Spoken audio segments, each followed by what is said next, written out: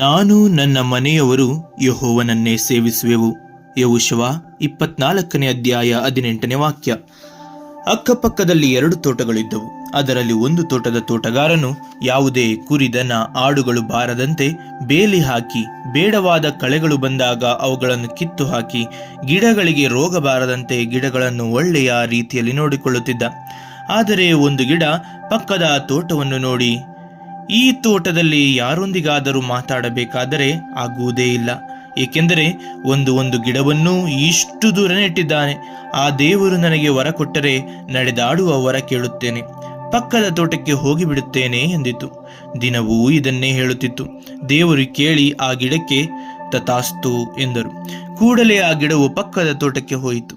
ಅಲ್ಲಿ ಎಲ್ಲಾ ಗಿಡಗಳೊಂದಿಗೆ ಸಂತೋಷವಾಗಿತ್ತು. 4 ದಿನಗಳು ಕಳೆದವು.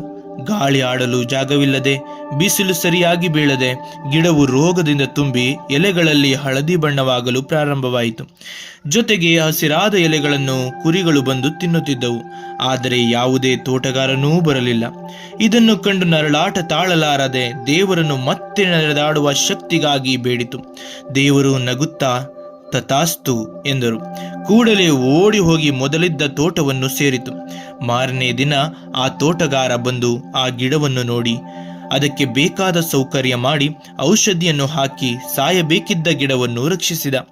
ಆಗ ಆ ಗಿಡ ನಿಜ ಸಂತೋಷವನ್ನು ತಿಳಿದು, ನಾನು ಇನ್ನು ಮುಂದೆ ಇಲ್ಲೇ ಇರುತ್ತೇನೆ, ಎಲ್ಲೂ ಹೋಗುವುದಿಲ್ಲ ಎಂದಿತು.